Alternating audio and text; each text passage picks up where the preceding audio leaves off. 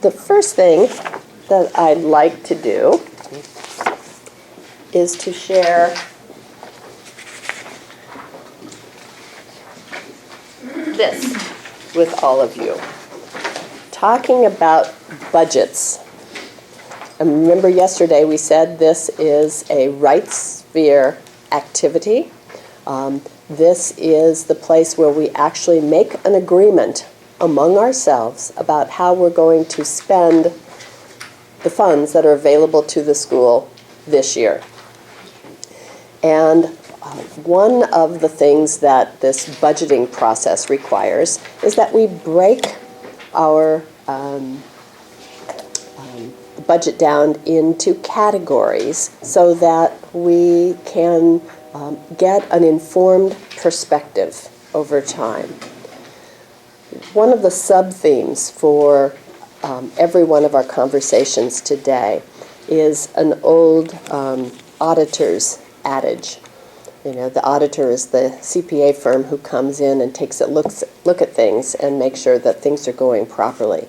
And one of the mantras that they teach young CPAs very early in their careers is that you can expect what you inspect. If you look at something regularly, if you track it over time, if you pay attention to it, then you will see results in that area. The things that you've been ignoring for a while, or a very long while, when you finally pick up the rock, there's nastiness underneath there. It's not always beautiful earthworms, you know. So we really need to be paying attention to our business, and that is a theme for much of today.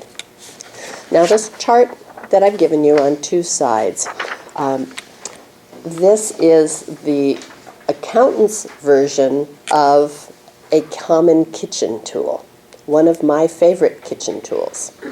In my kitchen, I have a set of nested bowls.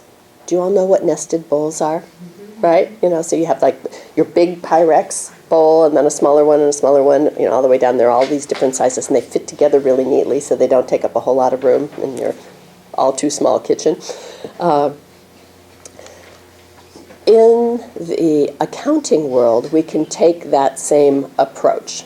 And what we want to do is to be able to have some broad categories of expenses and income, and then we want to be able to break them down into smaller chunks so that if we need to inspect something at a more detailed level, we have the ability to do that easily. And we want to set up our chart of accounts in a way that the computer does most of the analyzing for us, so that as we pay an invoice, we code it, it gets posted to a sub-account, a small bowl within the larger nest, so that later when we want to see what's happening with our utilities, why does our electrical bill seem so high, what's going on there, we can get at it very easily. We want the computer to organize it for us automatically in these nested bowls. So we end up with broad categories and then subcategories within them. Straightforward enough? Mm-hmm. All right. And so this might be one set of nested bowls that you might consider for your school. So on the income side, not only do you have tuition, but you have a whole host of other ancillary fees that you might be charging parents. And so you can list them all. You have different kinds of fundraising income that might be coming in, and you want to break that down as well so you can see how you're doing over time, compare your experience easily from one year to the next, understand the interrelationship between, say, a tuition increase one year and a drop in annual giving the next. You want to be able to do that kind of analysis. The same way on the expense side. If you're looking at your personnel expenses, it's not enough to just say, well, this is everything that we spent, payroll and benefits, on personnel, especially these days with all of the dramatic changes that are taking place on the healthcare horizon. Really important for us to have some nested bowls in that particular area. May seem like a lot of work when you're a relatively small school, but you want to be planning for the future and setting up a chart of accounts that is flexible enough to support you as you move forward, and yet not so detailed that it becomes, a full-time job in and of itself, just to remember what all of the accounts are and so on. So this all sounds really great in theory. And then when the end of the month comes around and the business office produces its financial statements, or sometime mid-spring the school adopts a budget, and hopefully it gets handed out and shared with the full faculty and the staff, and everyone's aware of what's going on and where we're going. And I'm sure your schools are different than mine, but typically that part of the conversation, there's a lot of people are nodding off, and they just assume that it's beyond them. It's not interesting. When I first came to Waldorf education, the thing that brought me to tears again and again, that meant so much to me, was the ability of the teachers to tell stories. I loved it. Our teachers are great storytellers. Well, what I want to tell you is that a financial statement is a story too. And it's not boring. It actually can be really, really exciting. So we're going to have an opportunity to do some storytelling. So if you look at the front page, you'll see it's just a blank chart of accounts. We start off with revenue. We know we are going to collect tuition. We're going to get some fees.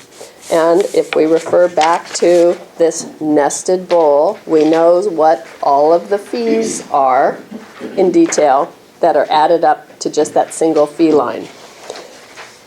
Remission. We give away some part of our gross tuition in the form of a tuition discount for our employees. We also discount our tuition for those who have financial need in the form of tuition assistance. We might get some interest or dividends off of various accounts that we have at banks or brokerage houses. We may sell some assets and have a gain or a loss from that we need to realize, and some other ancillary income of some sort. And then a variety of expenses. Pretty straightforward, pretty simplistic. Now what I'd like you to do is flip the page over, and you'll see a sample school's budget or actual expense performance for last year in the far right-hand column. And you'll see a budget for the following year in the middle column. Now, does anyone notice, say, on the top line tuition, a difference in those two numbers? Yep. And as you look down the page, you might notice differences in a number of numbers.